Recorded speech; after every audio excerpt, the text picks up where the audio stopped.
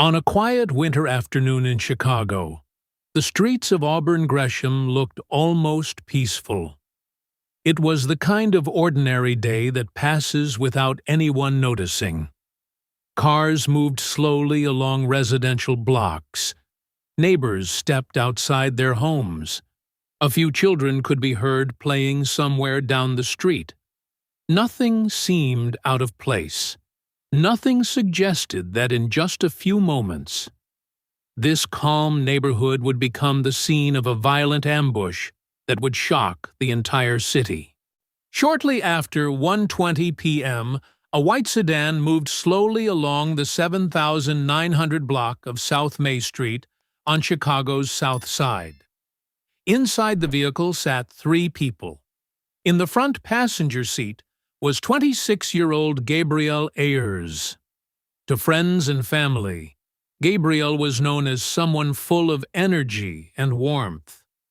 But on that afternoon, she was simply a young mother riding in a car through her neighborhood. In the back seat sat her 1-year-old daughter, safely strapped into a car seat. But the baby had no idea what was about to happen. For Gabryel, it was supposed to be just another ordinary moment in an ordinary day.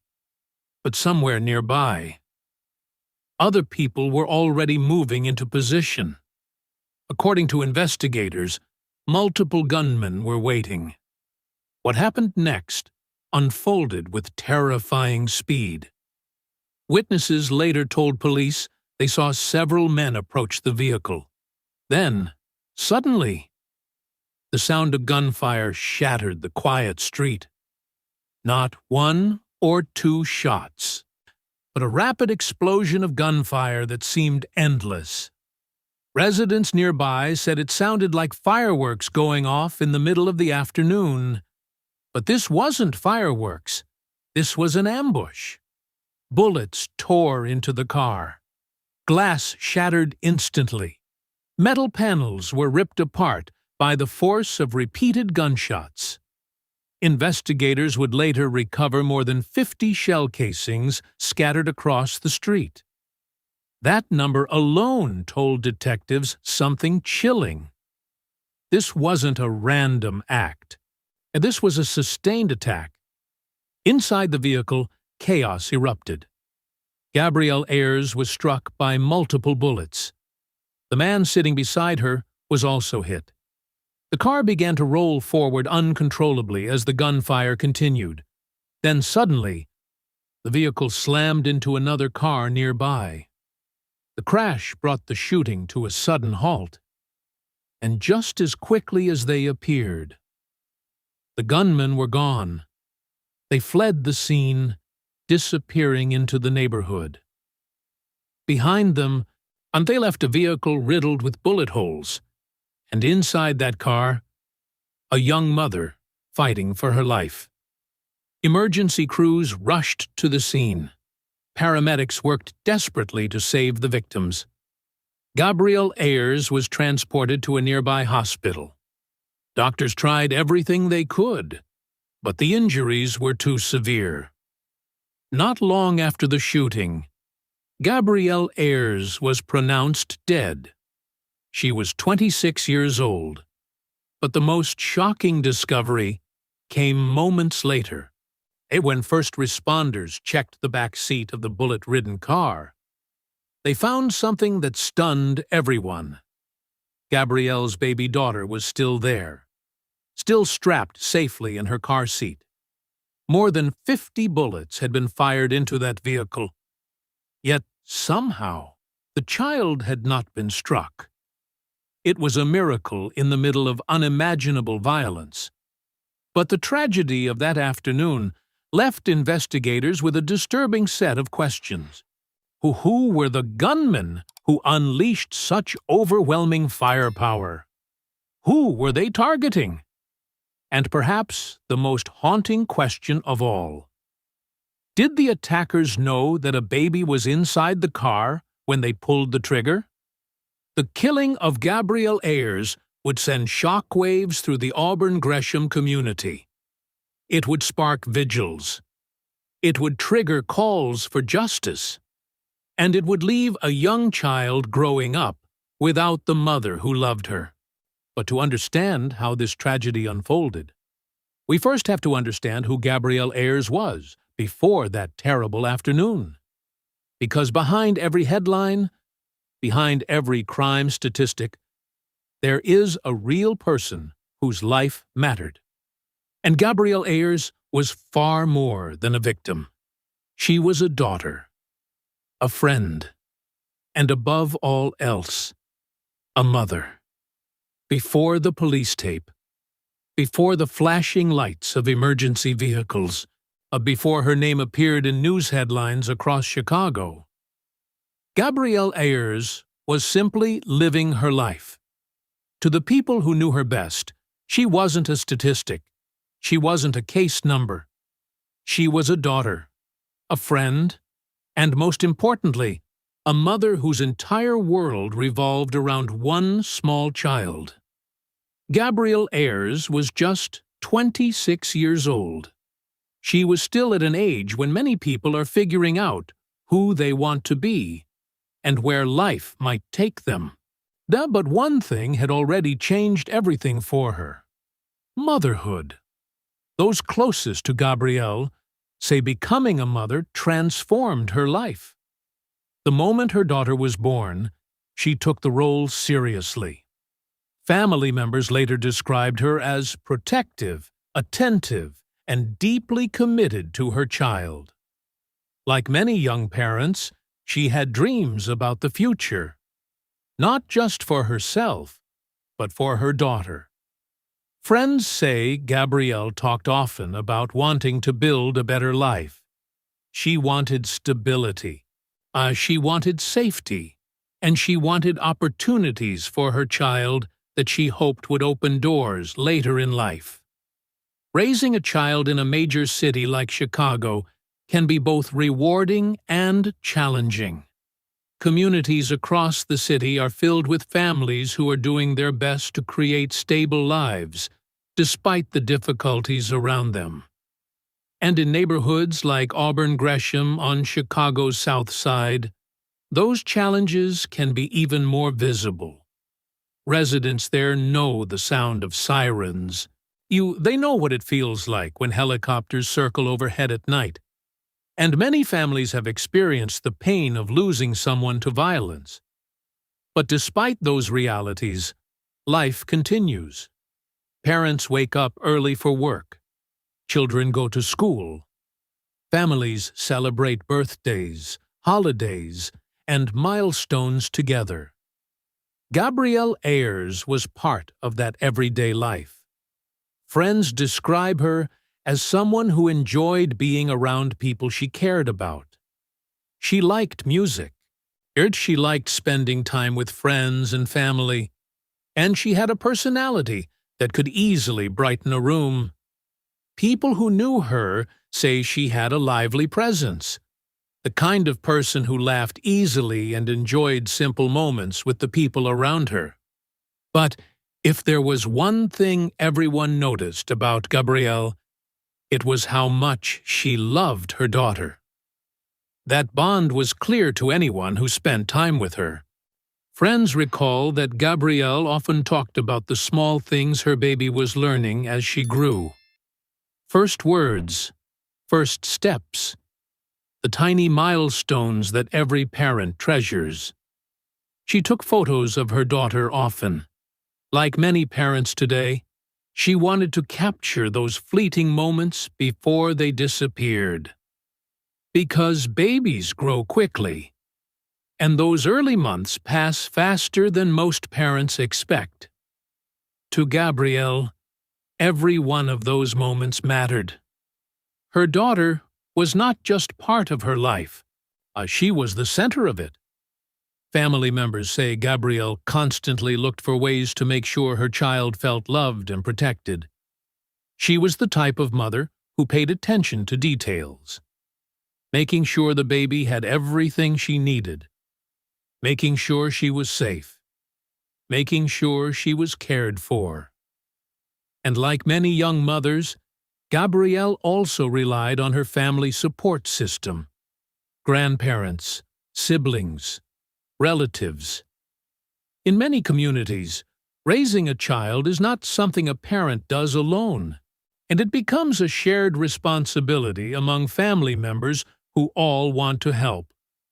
Those who knew Gabryel say her family cared deeply about both her and her daughter. The child brought joy to everyone around her. Babies often have that effect. They bring hope. They remind families of the future, and they represent a new chapter in life. But life in large cities can sometimes bring unpredictable dangers, even when people are simply going about their daily routines. Now, for many residents of Chicago's South Side, violence is not something they choose. It's something that sometimes finds its way into their lives without warning. And that reality has shaped many communities across the city. Yet even within those difficult circumstances, people continue trying to build normal lives. Gabryel was doing exactly that. She was raising her daughter, spending time with family, and navigating the everyday responsibilities of adulthood. And no one who knew her expected that her life would end so suddenly. And certainly not in the way it did. The news of Gabryel's death spread quickly among friends and family. Many were stunned. Some refused to believe it at first. It is difficult to process the sudden loss of someone so young, especially when that loss comes through violence. For those closest to Gabryel, the shock quickly turned into grief. But alongside the grief came another heartbreaking realization, and her daughter would now grow up without her mother. The baby who survived that shooting would one day learn what happened. One day she would hear the story of the afternoon when her life was spared, but her mother's was taken. And that thought weighed heavily on everyone who loved Gabryel, because while the investigation would focus on suspects, motives, and evidence, for the family, the most painful reality was much simpler. They had lost someone they loved, a young woman whose life had only just begun, a mother whose child would now have to grow up with memories told through stories rather than lived experiences. And as investigators began piecing together what happened on that February afternoon, the community started asking the same question that echoed through Gabryel's family. Why? Why did this happen? Why was a young mother caught in such a brutal attack? And who could have carried out such a violent ambush in the middle of the day? And those questions would soon lead investigators back to the moment everything changed. The afternoon of February 4th, the moment when gunfire erupted on South May Street, and the moment when the life of Gabryel Ayers was tragically cut short. February 4th, 2026, began like any other winter day on Chicago's South Side. The temperature was cold but manageable for residents who were used to the city's harsh winters. Snow from earlier weeks still lingered in patches along sidewalks and curbs, though much of it had melted into slush. For most people in the Auburn Gresham neighborhood, the afternoon was unfolding in the normal rhythm of everyday life. Parents were picking children up from school. Workers were heading home or stopping at nearby stores. Some residents were inside their homes watching television or preparing meals. Others were outside running errands or walking through the neighborhood. Nothing about that afternoon hinted that a violent ambush was about to occur. Shortly after 1:20 p.m., a vehicle moved slowly along the 7,900 block of South May Street. Inside the car were 3 people. In the front passenger seat sat 26-year-old Gabryel Ayers. Beside her was a 27-year-old man. later identified by reports as Devin Draper. In the back seat sat the smallest passenger of all, Gabryel's 1-year-old daughter, safely secured in a car seat. The baby had no idea that within moments, the quiet street around her would erupt into chaos. At that point, the vehicle was simply moving through the neighborhood. Investigators later determined that nothing about the car itself appeared unusual. It wasn't speeding. It wasn't driving recklessly. There were no signs of conflict or disturbance before the shooting began. But somewhere nearby, other individuals were already waiting. Witnesses would later report seeing multiple men moving toward the vehicle. Police believe there were at least 3 gunmen involved in the attack, and exactly how long they had been waiting remains unclear. But what happened next unfolded incredibly fast. As the car moved along the street, the gunman approached. Then, suddenly, the first shots rang out. The quiet neighborhood was instantly shattered by the sound of gunfire. Witnesses later described hearing a rapid series of shots that echoed between the buildings lining the street. Some residents initially thought the sounds were fireworks, but within seconds it became clear this was something far more dangerous. The gunman opened fire directly at the vehicle. Bullets slammed into the car in rapid succession. Windows exploded outward as the glass shattered. Metal panels were punctured as rounds tore through the doors and body of the vehicle. Investigators later recovered more than 50 shell casings scattered across the pavement. That detail would become one of the most shocking aspects of the crime. Firing that many rounds suggests an overwhelming level of force. It also suggests the shooters were determined to ensure their target did not escape. Inside the car, the situation turned instantly chaotic. Gabryel Ayers was struck by gunfire. The man sitting beside her was also hit. With the vehicle under attack and the driver wounded, control of the car began to slip. The car continued moving briefly, but without full control of the steering, it veered off course.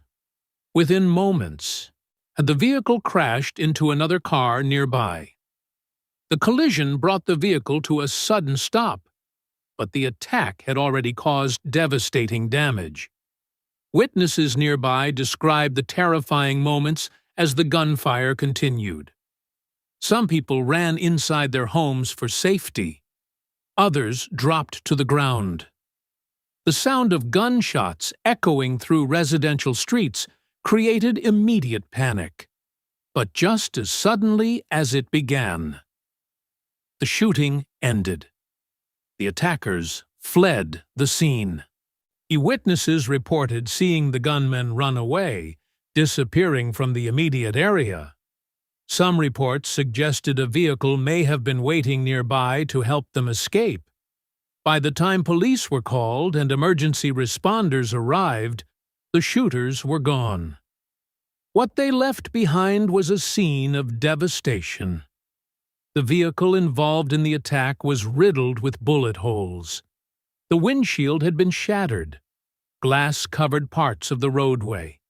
Shell casings were scattered across the street, and inside the car were 3 victims.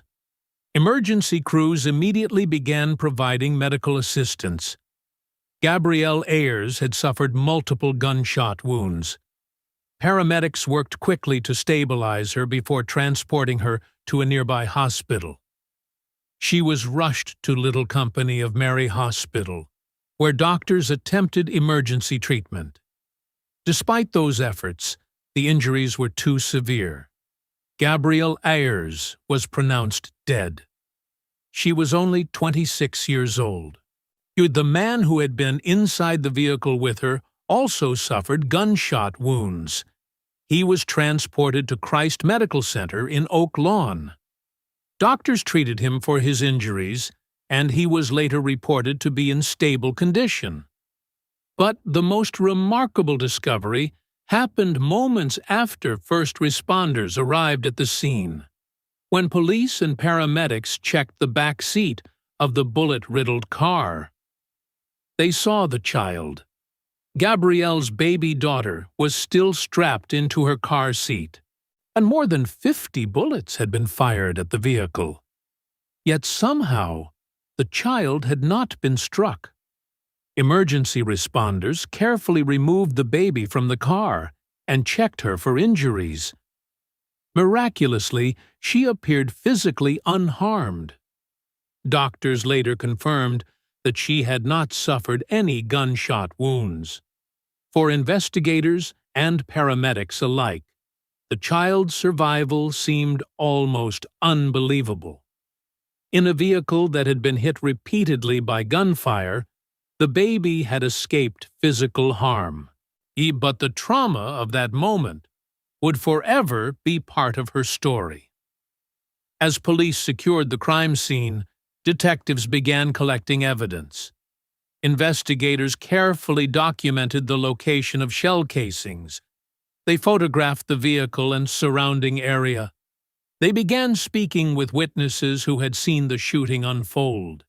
Every piece of evidence could potentially help answer the biggest questions surrounding the attack.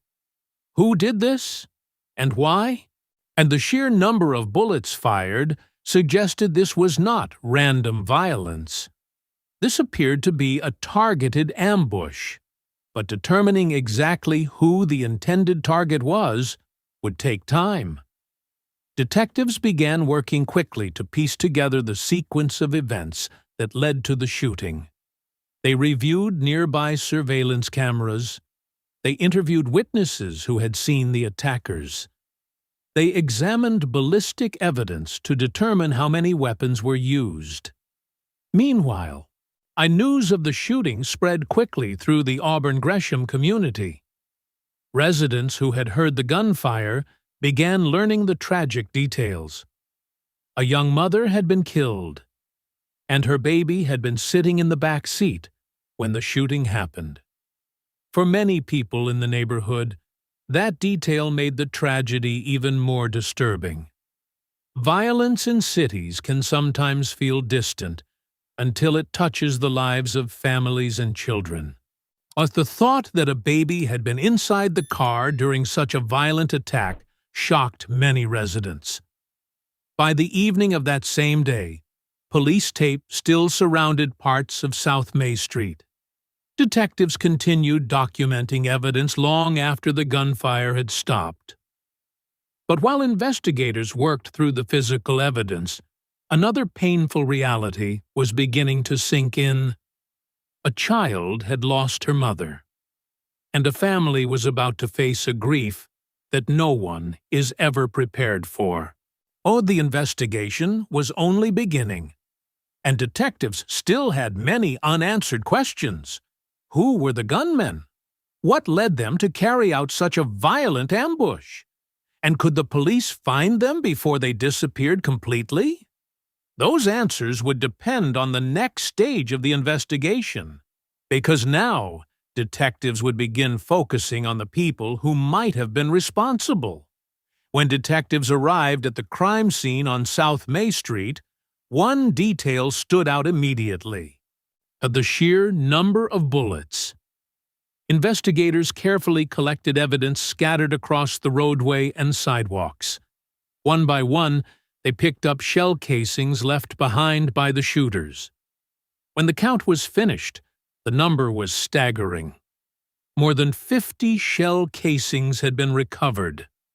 That amount of gunfire told investigators something important. This was not a random act of violence. This was not a single person firing a few shots during a spontaneous argument. So this appeared to be a coordinated attack. The number of casings suggested that multiple weapons had been used, likely fired by more than one shooter. Witness statements helped confirm that theory. Several people told police they saw 3 individuals approaching the vehicle before the shooting began. According to those witnesses, the men moved quickly toward the car, and began firing almost immediately. The entire attack lasted only seconds, but in those few seconds, dozens of bullets were fired. Once the gunfire stopped, the shooters fled the scene. Witnesses reported seeing them run away from the area, possibly toward a nearby vehicle. But the chaos of the moment made it difficult for anyone to provide detailed descriptions. Some residents reported seeing dark clothing. Others recalled hooded sweatshirts. But in situations like this, memories can become blurred by fear and adrenaline. Still, investigators began piecing together a working theory. And the first question detectives needed to answer was simple. Who was the intended target? Because attacks involving that level of firepower are rarely random. They are usually directed at someone specific. Inside the vehicle were three individuals. Gabryel Ayers, the 27-year-old man traveling with her, and Gabriel's infant daughter. Police quickly determined that the baby was almost certainly not the target. The child had simply been caught in the middle of the violence. But determining whether the attack was aimed at Gabryel or the man with her was far more complicated. Investigators began examining the backgrounds of both adults. Detectives looked into their personal histories, their relationships, their daily routines, any potential conflicts or disputes that could have led to such a violent confrontation. In many cases involving ambush-style shootings, the motive is connected to some form of conflict. Sometimes it involves gang disputes. At other times it can involve personal grudges, retaliation, or ongoing feuds. But in the early stages of the investigation, police had not publicly confirmed a clear motive. The possibility that the attack was aimed at the man inside the car became one line of inquiry. Because he survived the shooting, detectives were able to speak with him after he received medical treatment. Investigators likely asked a series of critical questions. Did he recognize the shooters?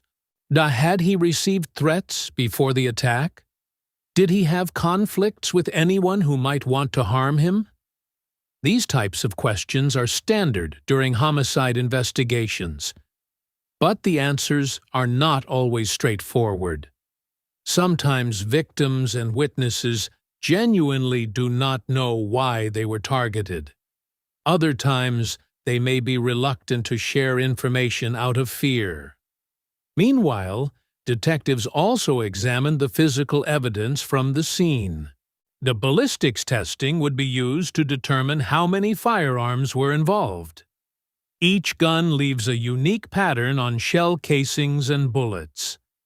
By analyzing those markings, forensic experts can sometimes determine whether multiple weapons were used.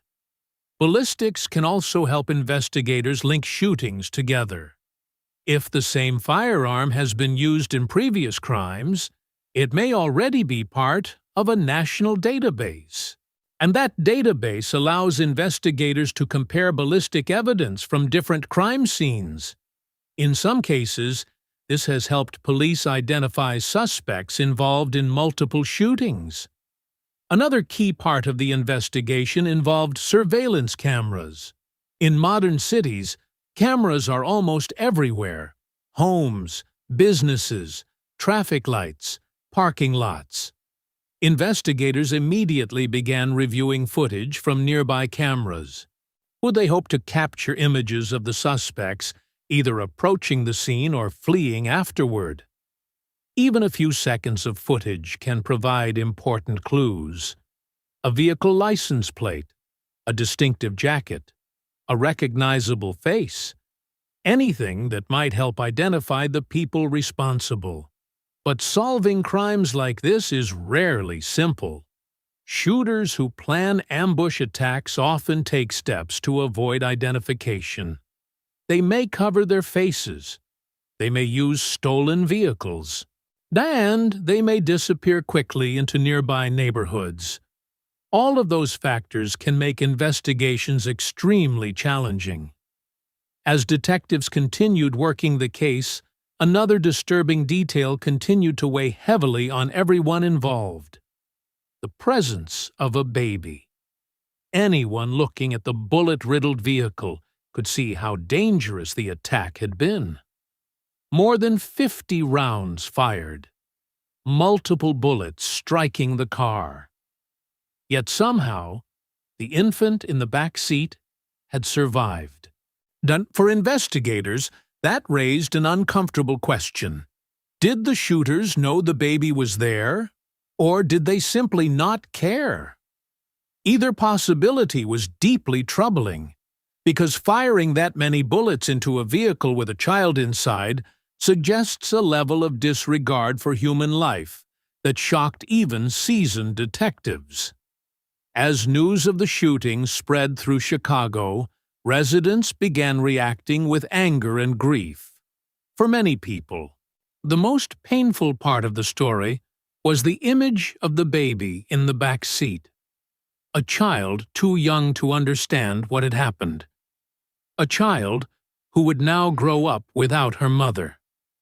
The investigation into Gabryel Ayers' death was still in its early stages, but detectives were already facing a difficult challenge. The shooters had vanished. No immediate arrests had been made, and identifying those responsible would require patience, evidence, and cooperation from the community. But investigators knew one thing for certain. Someone out there knew what had happened. Someone had seen the shooters. Someone had information that could help solve the case. The question was whether that person would come forward. Because without witnesses, cases like this can remain unsolved for years. And for the family of Gabryel Ayers, justice was only just beginning to be pursued. In the hours after the shooting, the scene on South May Street slowly began to quiet down. The flashing lights of police vehicles and ambulances had drawn attention from across the neighborhood. Residents gathered behind police tape, trying to understand what had happened. Some people had heard the gunfire. Others had seen the aftermath.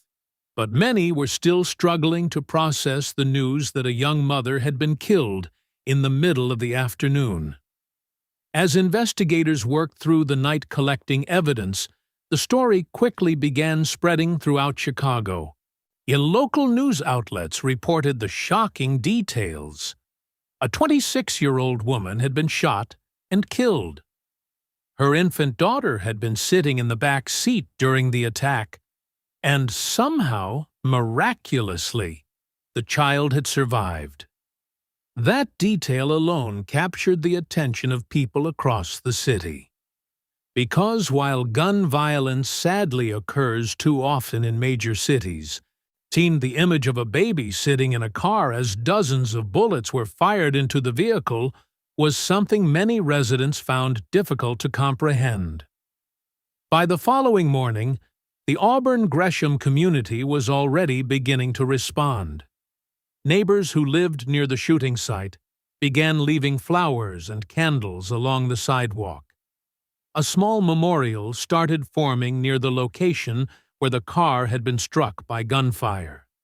Photos of Gabryel Ayers began appearing on social media.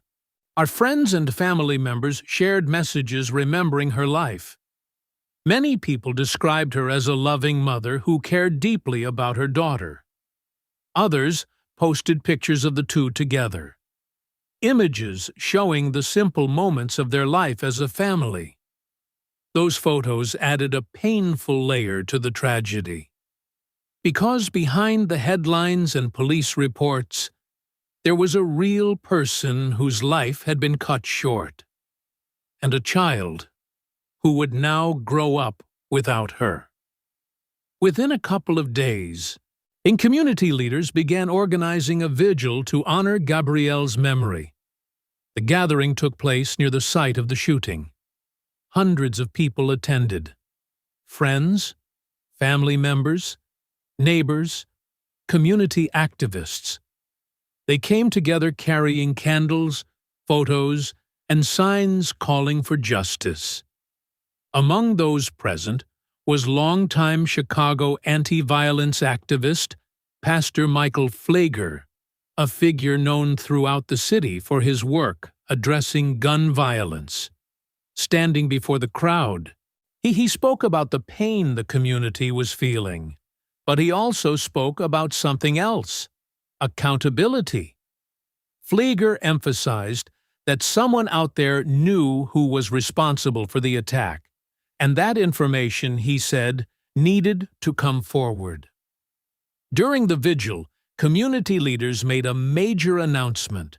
A $10,000 reward would be offered for information leading to the arrest of those responsible for the killing of Gabryel Ayers.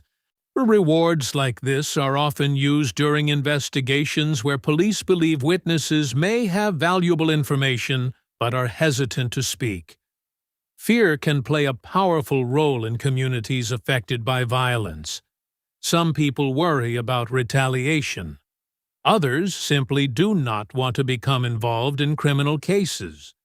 But investigators hoped that the reward would encourage someone to step forward.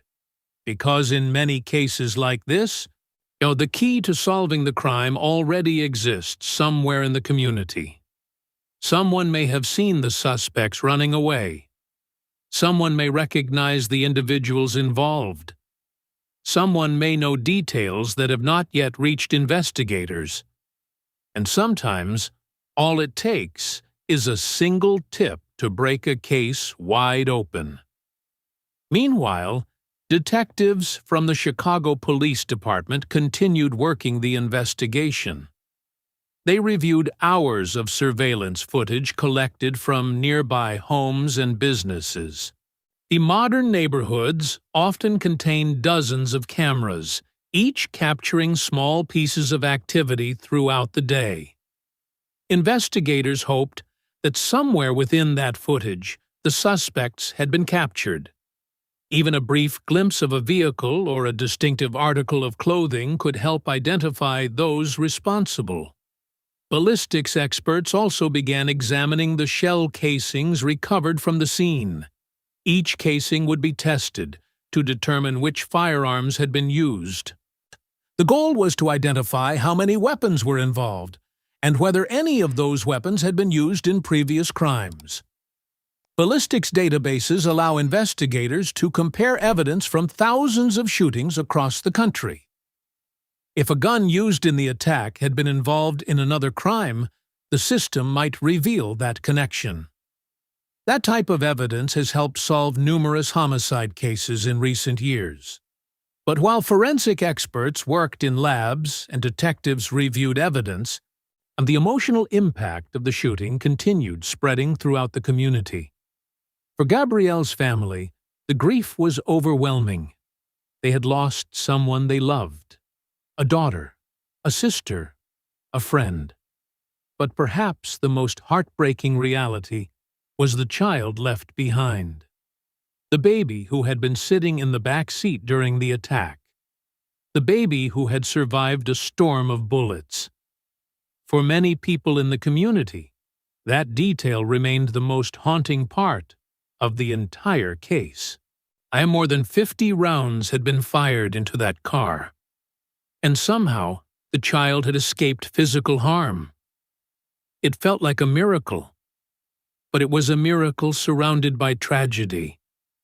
Because that same moment had taken away the person who loved that child the most. As the investigation continued, detectives faced a frustrating reality.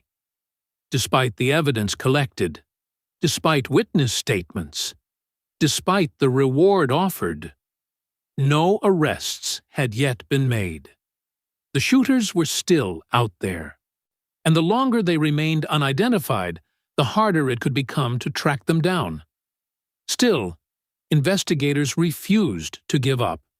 Homicide cases often take time, weeks, months, sometimes even years. But detectives continued following leads, reviewing evidence, interviewing witnesses, and hoping that somewhere, someone would provide the piece of information needed to move the case forward. Because solving the killing of Gabryel Ayers would not only bring justice to her family, it would also send a message that violence like this cannot happen without consequences. And for a community that had already seen too many tragedies, that message mattered deeply. As the days turned into weeks following the shooting on South May Street, the reality of what had happened began to settle heavily over the Auburn Gresham community. For investigators, the case remained open. For the family of Gabryel Ayers, the grief had only just begun. The loss of someone to violence creates a type of pain that is difficult to put into words. There are the immediate moments of shock when the news first arrives and it feels impossible to believe. Then comes the wave of grief, when reality sets in and the absence of that person becomes undeniable. For Gabryel's loved ones, that absence was everywhere. Every family gathering, every holiday, every ordinary day that now carried the weight of her absence. But beyond the emotional pain, there was another difficult truth the family had to face. Gabryel's daughter would grow up without her mother. The child who survived the shooting was far too young to remember the events of that day. But one day, she would learn the story. One day, someone would have to explain how her mother's life ended. And that knowledge adds a deeper layer of tragedy to cases like this. Because the consequences of violence extend far beyond the moment when the crime occurs. And they ripple through families for years, sometimes for generations. Meanwhile, detectives with the Chicago Police Department continued their investigation into the shooting. Evidence collected from the scene was analyzed in detail. Ballistics testing was conducted on the shell casings recovered from the roadway. Forensic experts examined whether the weapons used in the attack could be linked to other crimes. And detectives also continued reviewing surveillance footage from the surrounding area. Modern neighborhoods are filled with cameras on homes, businesses, and traffic lights. Each one captures small fragments of activity throughout the day. Investigators hoped that somewhere in that footage, the suspects might appear. Perhaps running from the scene? Perhaps entering a getaway vehicle. Even the smallest clue could help move the investigation forward. Witness interviews also remained an important part of the case. People who had been in the area during the shooting were asked to describe what they saw. Some had heard the gunfire. Others had briefly seen the attackers. But fear can make witnesses hesitant to come forward with information. In communities where violence has occurred repeatedly, people sometimes worry about becoming involved in criminal investigations. They may fear retaliation, and they may feel uncertain about what they saw, or they may simply want to avoid the risks that come with speaking to authorities.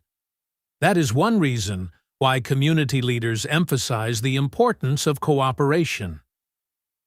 During the vigil held in Gabryel's memory, activists and local officials encouraged anyone with information to contact investigators. The $10,000 reward offered during the vigil remained available for anyone who could provide information leading to arrests. The rewards can sometimes motivate individuals who might otherwise remain silent. Because even a single tip, something that might seem small, can be enough to help detectives identify suspects. In many homicide cases, the key piece of information does not come from forensic evidence alone. It comes from people. Someone who knows something. Someone who recognizes a face. Someone who hears a conversation.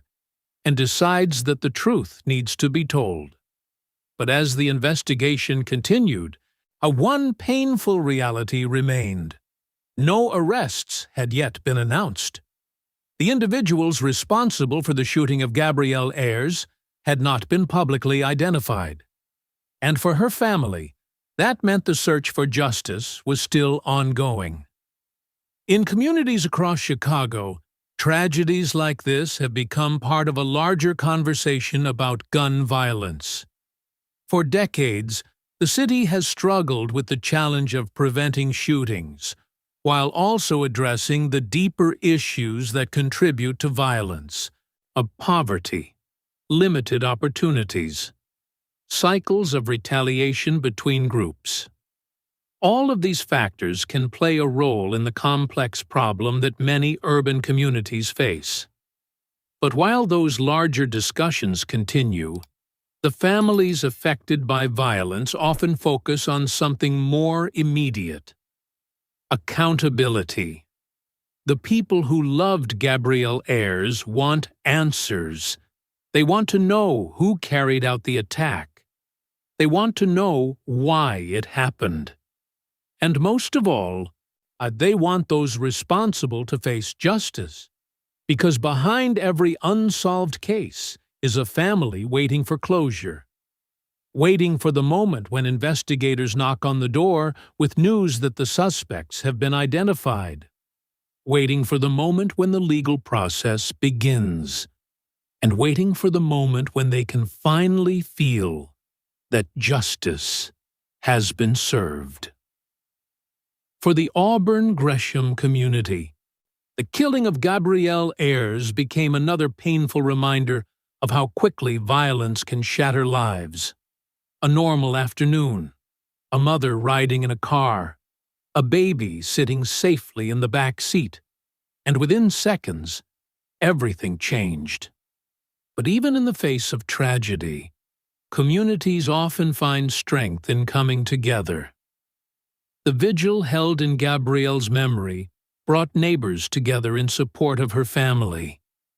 It reminded people that behind the statistics of crime are real human stories. Stories of love, stories of loss, stories of lives that mattered. And Gabryel Ayers' life mattered deeply to those who knew her. She was not simply a victim. She was a young woman with dreams, a daughter who was loved, a friend who brought joy to others, and above all else, she was a mother who cared deeply about her child. Today, the investigation into her death continues. Detectives continue following leads. They continue reviewing evidence. And they continue hoping that someone with information will step forward. Because cases like this are rarely forgotten. They remain open until answers are found, and until the people responsible are held accountable. Gabryel Ayers was only 26 years old. A life filled with possibility was taken far too soon. But her memory lives on through the people who loved her, and through the daughter she cared for so deeply. May Gabryel Ayers never be forgotten. What do you think investigators should focus on to solve this case? Do you believe someone in the community knows the truth about what happened that day? Share your thoughts in the comments below.